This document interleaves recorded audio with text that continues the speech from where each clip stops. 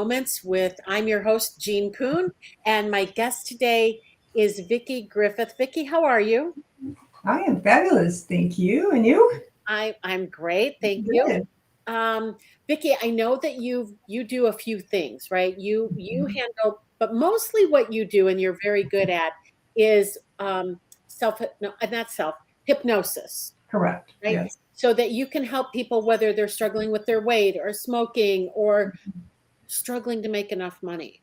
Right. Right? So, and we're going to talk about that. So hang on tight because first of all, it's what is your milk crate moment? My milk crate moment. And if you're in business for a while, you might have many, which I have experienced. Me too. Me too. And that's why I've been on twice because I'm an overachiever. So I get to have many of them. Was when my business was struggling and I was doing all the right things. I was doing all the things the coaches told me to do, and I was doing them over and over again. I was working really hard. I was worried, and stressed out all the time. And it dawned on me one of those evenings when I was up at 2 or 3 in the morning, pacing the floors, that this struggle, this feeling of struggle in business was familiar to me. Mm, But not because of my struggle, but because I watched both of my grandparents, my grandfathers both had their own businesses. One of them was a well digger. The other one actually picked up cardboard. This is way before recycling at the grocery stores and the retail stores in these small cities and took it to the garbage dump. And both of them, I watched the worry and the stress and the fights with their spouses. Now, this was nothing that was ever said to me, but I watched them struggle. So when I got into business, I assumed that that's the way it had to be. And mm. that's when I did something different. Well, so let's talk about that before we get to the something different part, Okay, because I sure. think a lot of entrepreneurs do struggle with that. And it is, now that you said that, I'm like literally flashing back because my mom was an entrepreneur and she struggled her entire career, right? Mhm. But back then, when your grandparents were working and when my mom was working, there were no mentors, there were no people to show you how to get out of the struggle and get into the money, right? Right. So, and thank God we have that now because otherwise I would have never stopped struggling myself. And I can't wait to dig into this a little bit deeper with what you're saying. So tell me a little bit more about um, tell me a little bit more about why you feel like there is a connection before we go to the answer. Why do you feel there was a connection between your grandfathers and what you were going through? Well, most of us don't want to believe, but what I've experienced in over 20 years of practice and through my own self discovery, just like this one, that our parents and grandparents, and even further out in our family or other people we have respect for, impact our decisions about ourselves and our view of what that might look like. So, in other words, for me, my assumption was by watching them that if you were in business on your own, you struggled. You struggled financially, you struggled in your relationships, you struggled with your family. It was just all this ball tangled up. And that impacts us energetically and in our mindset. And it influences us on decision making and habits. And a lot of times we don't even know it. It's just sly. It's in the background, and it's keeping us stuck in a place of unproductive or hiding or pushing too hard, struggling too hard because of that experience growing up.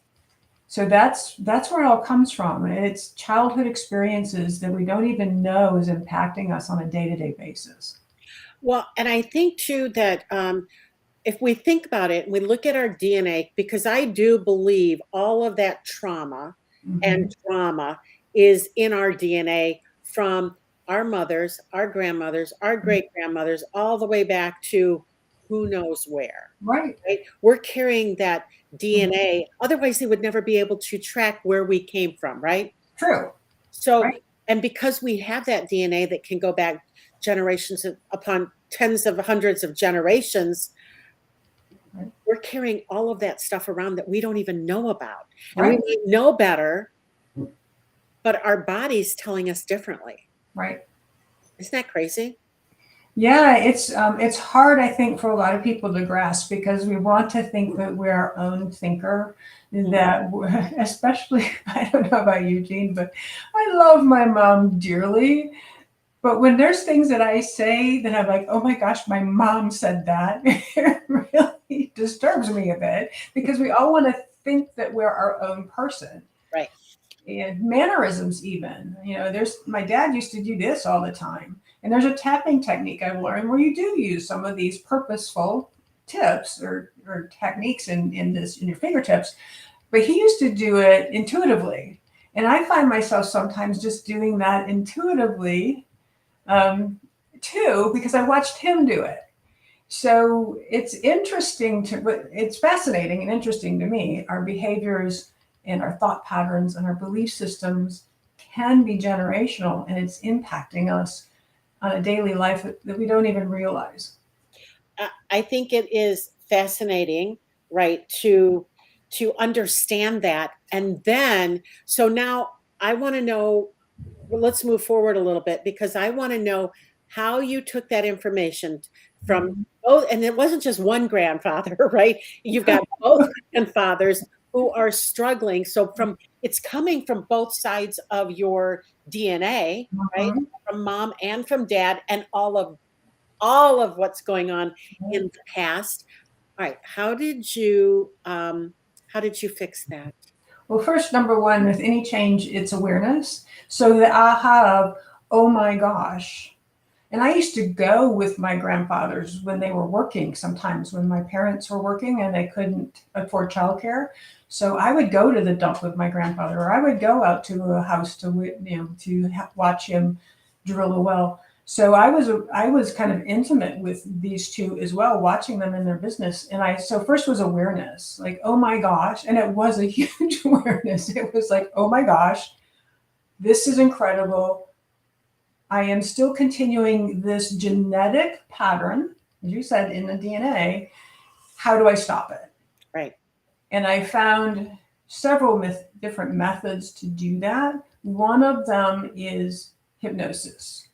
So I learned a ton about hypnosis, and I had been learning since I was 16. So it wasn't a new theory for me, but I learned about hypnosis and how to switch my voice to my voice rather than those voices in my head about what I assumed a business was supposed to be like.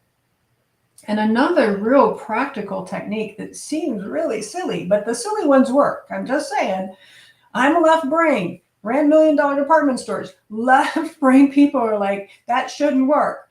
And this does. It works all the time. And it's a visualization techniques. Hypnosis is a visualization technique, but it's very quick and simple. And I basically unplugged that cord, that thought from my body. Now that sounds a little odd. Some people think of energy attached even to people who are deceased as a cord to our body. You can do one of two things. You can cut it, remove it, but I choose to absolutely remove it. This is even for people who are alive in our lives now. Sure. You have one of those clients that is just getting on your nerves. There's an energetic cord coming to you, and you can actually just unplug them. Who knew? I know, and I've had clients that I've had to do that with because they really wanted extra support. And although they weren't calling me, they weren't texting me, they weren't emailing me, I could feel their energy around them. So I just graciously unplugged them from my body, just like you're unplugging from an outlet. Oh, that's so interesting. And what a great idea to put it in there to actually just unplug that out, right? So just kind of turn it off, right? But when you remove the cord, there's no way it can see. There's no way somebody can just walk by and flip it back on. Only you. Only you. Exactly. So Tell us a little bit about that. Tell us a little bit more about the hypnosis part, because I do think, you know what I think is, I hear it all the time that people are afraid of hypnosis, that you are going to put something into their heads that they don't want to. It's mind control. It is going to make them bark like a dog or quack like a duck or whatever that is. And tell us what hypnosis really is and what it really does for somebody when they're afraid. And it's so funny that something so simple, people are really afraid of this. They can be really afraid of it. And everything that you just said is a myth. I Right, cannot make you do anything. right. You are really good at self hypnosis. That's what it is. It's all self hypnosis. I am a facilitator. I've learned some techniques to help you move through things quicker and faster. Mhm. And for most of us, we need an authority figure to tell us what to do and how to change, myself included. So I make my own recordings, but it seems more important if someone else shares with me what might be the next step. So self hypnosis is, have you ever, Jan, have you ever driven someplace that you've driven there often and got there and went, oh, I wonder if I stopped at that stop sign? Has that ever happened to you? Oh, yeah. Yeah. Most times I hadn't, but go ahead. Most of I had. Oh, yeah, I bet you probably did. I probably did. You probably did. And that is an experience of hypnosis. And really, what's happening is it's a switch of focus. You switched your focus from your conscious mind that's watching for all those stop signs because you've done it so many times, you just automatically knew to stop there. And your subconscious mind was taking the control, basically, taking the wheel as you're thinking about all the other stuff that you need to do that day or the grocery list on the way to the grocery store. So it's a something you're doing already. Unfortunately, for most of us, we're using it to harm and defer our goals rather than learning how to use it so that we are achieving our goals without working hard, without pushing yourself to do it, because we all have willpower, right? You can all will ourselves to do something for a short period of time. Right. But this changes how you look at it so that you don't have to use your willpower to move forward towards your goal. It's just so fascinating because it becomes easy. It becomes a no-brainer. It's just, I just do it. I don't have to think about it. I don't have to struggle with it. I don't have to make a plan for it. Although business plan, having a plan is a good idea in health or otherwise in business, but I don't have to actually put down on paper and tick off every box because I just do it without regret, without guilt, without remorse or fear. And truthfully, most business owners operate out of fear. They do something because they're afraid if they don't. Right. That FOMO, that fear of missing out. Or they don't do something because they're afraid that they can't. Right. Or they don't do something because they're afraid that it'll all just explode and they could never handle the amount of business that they could possibly get. So they just don't start because they're good. I can't handle that kind of business, so I'm not even going to start. Right. It is so crazy what we tell ourselves. Oh, it is crazy. And I actually had a conversation like that this morning in a networking group.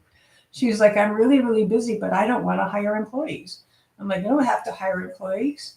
Well, what do you mean? I said, you can hire contractors. That way you control what they do. You tell them what they do and you take, you pay them a certain degree. Well, like, yeah, but.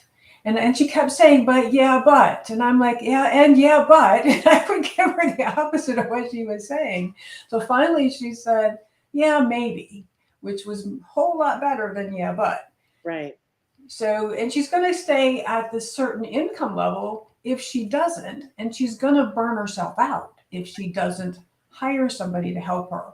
They don't have to be an employee. So we think about those type of things too. Well, I don't want to pay payroll if business goes crazy, or what is my mom going to say? I've actually had clients who were concerned about what their parents would say when they started making over 6 figures a year or more.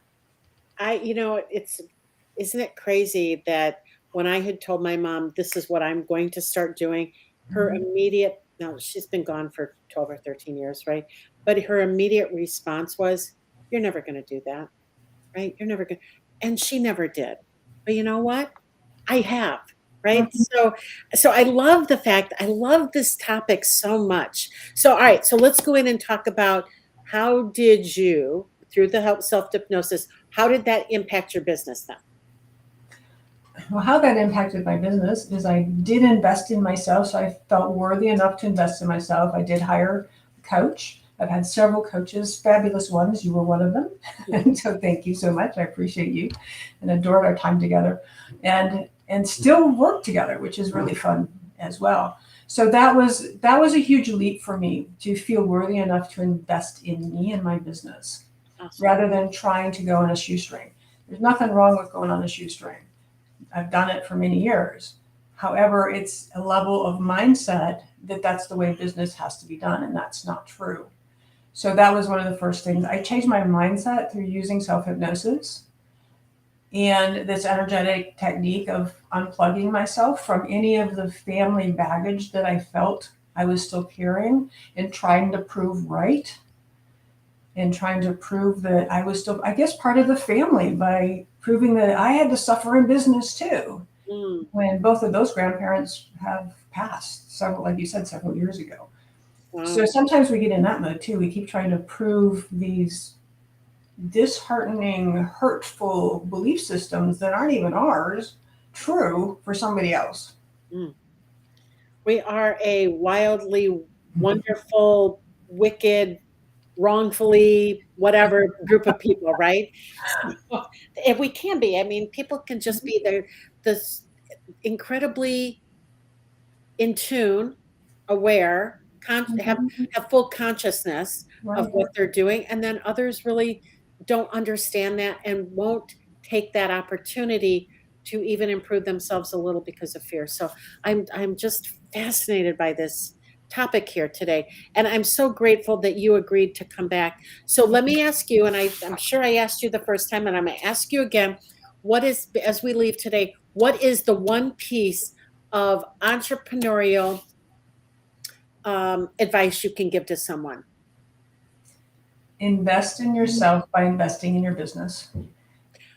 Understand your worthiness.